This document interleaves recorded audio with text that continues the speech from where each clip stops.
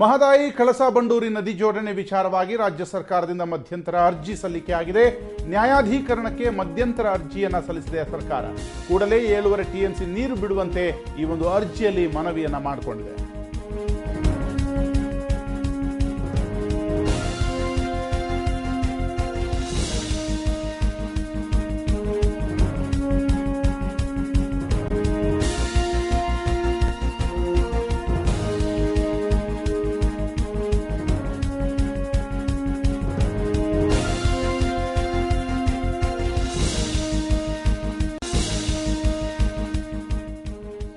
ಮಹದಾಯಿ ಕಳಸಾ ಬಂಡೂರಿ ನದಿ ಜೋಡಣೆ ವಿಚಾರವಾಗಿ ರಾಜ್ಯ ಸರ್ಕಾರದಿಂದ ಇದೀಗ ಮಧ್ಯಂತರ ಅರ್ಜಿ ಸಲ್ಲಿಕೆಯಾಗಿದೆ.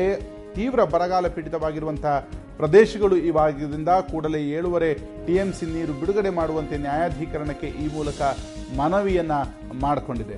ಕಳಸಾ ಬಂಡೂರಿ ಮತ್ತು ಮಹದಾಯಿ ನದಿ ಜೋಡಣೆ ವಿಚಾರವಾಗಿ ಕಳೆದ ಹಲವು ದಿವಸಗಳಲ್ಲಿ ನಡೆಸಿರುವಂತಹ ತೀವ್ರ ಪ್ರತಿಭಟನೆ, ಅದಕ್ಕೆ ಸುಮಾರು 150 ದಿವಸಗಳ ಹತ್ತತ್ರದಲ್ಲಿ ಕರ್ನಾಟಕ ರಾಜ್ಯ ಸರ್ಕಾರ ಈಗ ಮಧ್ಯಂತರ ಅರ್ಜಿಯನ್ನು ಸಲ್ಲಿಸಿದೆ ಮತ್ತು ಈ ಅರ್ಜಿಯಲ್ಲಿ 7.5 TMC ನೀರು ಬಿಡುವಂತೆ ನ್ಯಾಯಾಧೀಕರಣಕ್ಕೆ ಮನವಿಯನ್ನು ಮಾಡಿದೆ.